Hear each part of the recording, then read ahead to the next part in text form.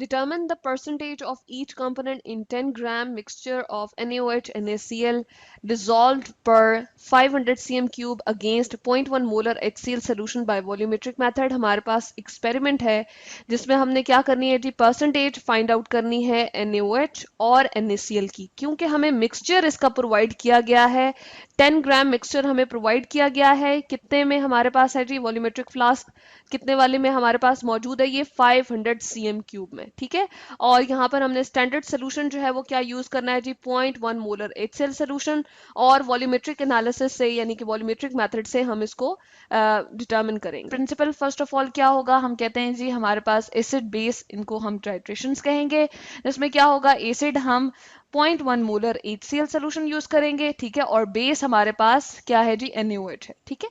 और हम क्या करते हैं जी, बेसिकली एसिड बेस की ये टाइट्रेशंस हैं, तो असल में रिएक्शंस हमारे पास क्या हो रहे होते हैं, हमारे पास न्यूट्रलाइजेशन रिएक्शन हो रहा होता है, यानी कि इन दोनों के रिएक्ट करने के बाद सॉल्ट और वाटर बनेगा। अब एसिड जो 0.1 मोलर हमने बता दी है, ये हमारे पास क्या है जी, स्टैंडर्ड सोल्यूशन है, जिसकी मोलैरिटी हमें नोन होती है। वो सोल्यूशन जिसकी मोलैरिटी हमें मालूम होती है उसको हम स्टैंडर्ड सोल्यूशन कहते हैं। इसके बाद इंडिकेटर हम इस टाइट्रेशन में क्या यूज करेंगे, फिनोफ्थलीन इंडिकेटर यूज करेंगे, जिसके कलर चेंज होने से हमें पता चल जाएगा कि हमारी टाइट्रेशन जो है वो मुकम्मल हो गई है, ठीक है। फिनोफ्थलीन इंडिकेटर जब हम यूज कर रहे होते हैं, तो बेसिक सोल्यूशन जब हमारे पास होता है तो उसके अंदर उसका ब्राइट पिंक कलर होता है, ठीक है। जबकि हम एसिडिक सोल्यूशन के अंदर इसको देखते हैं कि इसका कोई कलर नहीं होता, तो हम कह सकते हैं कलरलेस इन एसिडिक सोल्यूशन। तो एंड पॉइंट हमारे पास क्या आ जाता है जी, हम कहते हैं हमारे पास जब टाइट्रेशन हो जाती है, मुकम्मल हो जाती है, तो एंड पॉइंट हमारे पास लाइट पिंक टू कलरलेस भी आ जाता है, ठीक है। इसके लिए हम ऐसा करते हैं कि इक्वेशन लिख लेते हैं। हम यहाँ देख रहे हैं कि NaOH का हमारे पास एक मोल जो है HCl के एक मोल के साथ रिएक्ट करेगा और NaCl और वाटर बना के देगा। NaOH की मोलैरिटी चूंकि हम फाइंड आउट करेंगे ऑब्जर्वेशन कैलकुलेशन से, तो उसमें हमारे पास क्या होगा जी, उसके लिए हम जो है N1 यहाँ पर रिप्रेजेंट कर रहे हैं, नंबर ऑफ मोल्स को जो कि रिप्रेजेंट कर रहा है NaOH के, और HCl के नंबर ऑफ मोल्स के लिए हमने N2 रिप्रेजेंट किया है, और ये भी हमारे पास 1 है, ठीक है। तो इसके लिए हमें एपरेटस और केमिकल्स क्या रिक्वायर्ड होंगे वो हम देख लेते हैं। यहाँ पर हम देख लेते हैं हमारे पास एपरेटस क्या क्या होना चाहिए, ब्यूरेट हमारे पास होना चाहिए। इसके अलावा हमें रिक्वायर्ड होगा फनल, इसके साथ साथ हमें पाइपेट भी रिक्वायर्ड है, और हमारे पास स्टैंड भी होना चाहिए। इसके बाद हम देख लेते हैं हमारे पास केमिकल्स कौन कौन से आ जाएंगे। फिनोफ्थलीन इंडिकेटर के तौर पे यूज कर रहे हैं, 0.1 मोलर HCl सोल्यूशन, और NaOH का सोल्यूशन भी हमें रिक्वायर्ड होता है। प्रोसीजर में हम क्या करेंगे जी, हम लेंगे अपना NaOH का सोल्यूशन, ठीक है, और पाइपेट से हम फिल करके और उसको कोनिकल फ्लास्क में ले लेंगे। अब हम ऐसा करेंगे, फिनोफ्थलीन इंडिकेटर जो है हम कोनिकल फ्लास्क में, जिसमें हमने NaOH का सोल्यूशन लिया हुआ है, उसमें ऐड कर देंगे। ब्यूरेट में हमने क्या करना है जी, नॉन मोलैरिटी का सोल्यूशन जो कि HCl का सोल्यूशन है, उसको अप टू द मार्क हमने फिल कर लेना है। ब्यूरेट को हमने 0 तक यहाँ पर फिल कर लेना है, यहाँ पर हमें 0 मार्क नजर आ रहा है, और इसमें हम लिक्विड जब डालते हैं, ठीक है, हम सोल्यूशन जब यहाँ पर इसके अंदर ब्यूरेट के अंदर फिल करते हैं, तो यहाँ पर हम देख रहे हैं कि इसका लोअर मेनिस्कस जो है वो टच करना चाहिए इस 0 मार्क के साथ, ठीक है।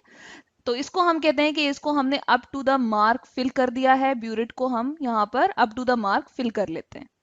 अब हम इसमें टाइट्रेशन स्टार्ट करेंगे। एसिडिक सोल्यूशन हम बेसिक सोल्यूशन में ऐड करना शुरू करेंगे, तो हम यहाँ पर देखेंगे जो ब्राइट पिंक कलर है वो हमारे पास क्या होगा जी, लाइट पिंक कलर में चेंज हो जाएगा, ठीक है।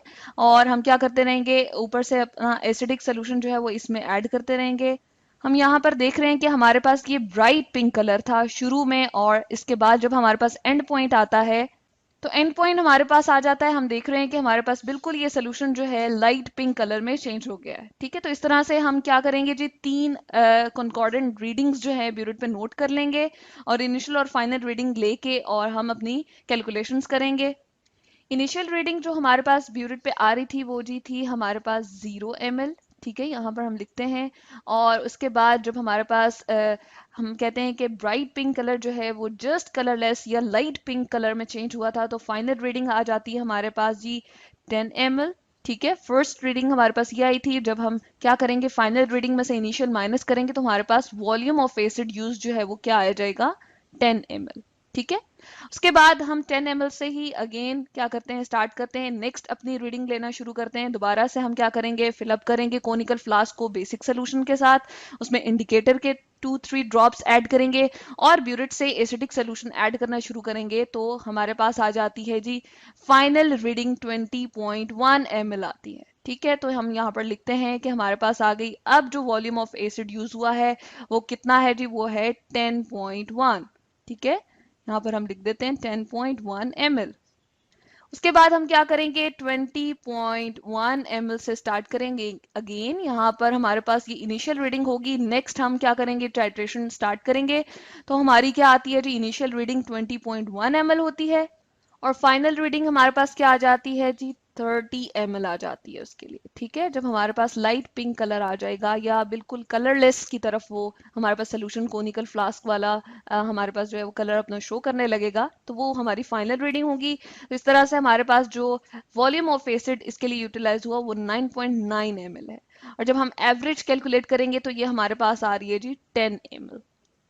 इसके बाद हम क्या करेंगे, मोलैरिटी ऑफ एचिड सोल्यूशन जो कि हमारे पास स्टैंडर्ड सोल्यूशन था वो थी हमारे पास 0.1 molar. Molarity of NaOH solution हमें मालूम नहीं है क्योंकि उसकी हमने परसेंटेज NaOH की फाइंड आउट करनी है। तो यहाँ पर हम क्या कर देते हैं, मोलैरिटी भी हमारे पास अननोन है इसलिए क्वेश्चन मार्क डाल देते हैं। उसके बाद अगर हम वॉल्यूम की बात करें तो हमारे पास क्या आ जाएगा, वॉल्यूम ऑफ एसिड जो हमारे पास यूटिलाइज हुआ है हम यहाँ पर लिख देते हैं, हमने कैलकुलेशन से निकाला है 10 ml। इसके अलावा जो NaOH का हमने वॉल्यूम लिया था कोनिकल फ्लास्क के अंदर वो था हमारे पास 10 ml। ठीक है, अब इसके बाद अगर हम नंबर ऑफ मोल्स की बात करें HCl सोल्यूशन और साथ ही साथ NaOH सोल्यूशन की, तो वो भी हम यहाँ पे लिख देते हैं।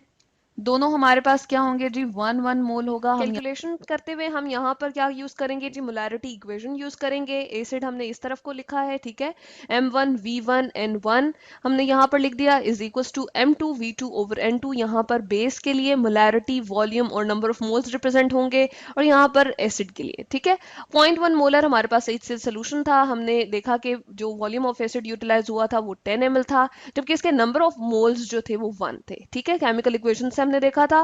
बेस के केस में हमारे पास मोलैरिटी चूंकि हमने फाइंड आउट करनी है इसलिए हमने M2 को एज इट इज लिखा है और वॉल्यूम इसका जो हमने कोनिकल फ्लास्क में लिया था वो 10 ml था और नंबर ऑफ मोल्स इसके 1 ही थे।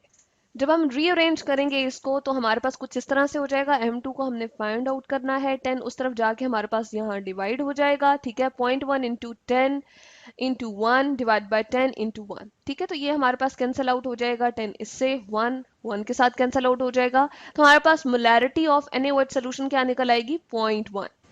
मोलैरिटी ऑफ NaOH जो हमें फाइंड आउट हो जाएगी जिसको हमने M2 से रिप्रेजेंट किया है 0.1 मोलर। ठीक है, उसके बाद अमाउंट पर डीएम क्यूब ऑफ NaOH जो हम निकालना चाहते हैं वो हम इस फॉर्मूले से निकालेंगे। हमारे पास क्या है जी, अमाउंट पर dm cube of NaOH is equal to molarity into formula weight of NaOH। ठीक है, फॉर्मूला वेट हमने क्यों यूज किया, क्योंकि हमारे पास यहाँ पर NaOH जो है हमारे पास सोडियम और हाइड्रोक्सिल आइंस होते हैं, तो इसके लिए हमारे पास क्या आ जाएगा 40। ठीक है, और मोलैरिटी हमने यहाँ पर निकाल ली, कैलकुलेट कर ली है, 0.1 है।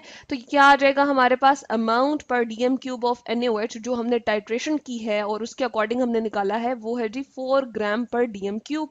अब हमें जो गिवन सोल्यूशन था वो जो हमारे पास कितना था, 500 cm क्यूब मिक्सचर सोल्यूशन जिसमें हमारे पास NaOH और सॉल्ट था। सॉल्ट हमने NaCl ऊपर रिप्रेजेंट किया था, यहाँ पर हमने एज इट इज सॉल्ट लिख दिया है। हमारे पास उसमें अमाउंट कितनी थी, 10 ग्राम उस मिक्सचर की अमाउंट थी। अब हमने 1000 cm क्यूब में इसको निकालने के लिए कैलकुलेट किया है, तो हमारे पास किस तरह से आ जाएगा, 10 यहाँ पर एज इट इज आएगा, ये 500 cm क्यूब यहाँ पर हम इसको नीचे की तरफ इसको डिवाइड करेंगे इससे और उसके बाद मल्टीप्लाई हो जाएगा ये हमारे पास 1000 के साथ। तो हमारे पास कितनी आ जाएगी जी इसकी अमाउंट, 20 ग्राम पर डीएम क्यूब, यानी कि हमने इसको कन्वर्ट कर दिया है पर डीएम क्यूब के हवाले से। तो हमारे पास 20 ग्राम पर डीएम क्यूब आ जाएगा इसका हमारे पास अमाउंट। इसका मतलब ये है कि हम जो अमाउंट ले रहे हैं 20 ग्राम पर डीएम क्यूब में से हमारे पास जो कैलकुलेट होके निकली है वो हम किस तरह से बता सकते हैं, हम कहते हैं कि 20 gram of mixture solution contains NaOH, क्योंकि NaOH को स्पेसिफिकली हमने टाइट्रेट करके और उसके अकॉर्डिंग हमने मोलैरिटी से और फार्मूला वेट से जो उसकी अमाउंट निकाली है वो क्या है जी 4 ग्राम पर डीएम क्यूब। तो 20 ग्राम में हमारे पास NaOH कितने मौजूद हैं जी, 4 ग्राम पर डीएम क्यूब इसकी अमाउंट मौजूद है। अब परसेंटेज करने के लिए हमें 100 gram of mixture solution contains NaOH ये कैलकुलेट करना पड़ेगा। तो हम क्या करेंगे, 4 को ऊपर रखेंगे, 20 हम नीचे यहाँ पर बार के नीचे लिखेंगे और मल्टीप्लाई बाय 100 कर देंगे, तो हमारे पास परसेंटेज आ जाएगी NaOH की। तो ये कितना है जी, 20% हमारे पास उस सोल्यूशन में मौजूद है जो हमें प्रोवाइड किया गया है। तो इस तरह से हम NaCl की भी परसेंटेज बहुत इजीली फाइंड आउट कर सकते हैं, क्योंकि टोटल हमारे पास 100 है। परसेंटेज में हम क्या कहते हैं, हमारे पास 100 में से अमाउंट अगर 20 NaOH की है तो बाकी की मिकदार किसकी होगी, NaCl की होगी। तो यहाँ पर परसेंटेज आ जाएगी, 100 में से हम माइनस करेंगे 20, तो 80% हमारे पास उस सोल्यूशन में NaCl मौजूद है। तो रिजल्ट हमारे पास इस प्रैक्टिकल का क्या आ जाता है, percentage of NaOH in provided mixture is 20% और percentage of NaCl in provided mixture is 80%। तो इस तरह से हमने इस प्रैक्टिकल को परफॉर्म किया जिसमें हमने परसेंटेजेस ऑफ ईच कंपोनेंट जो कि हमें प्रोवाइड किया गया था मिक्सचर में, उनकी हमने परसेंटेजेस कैलकुलेट कर ली।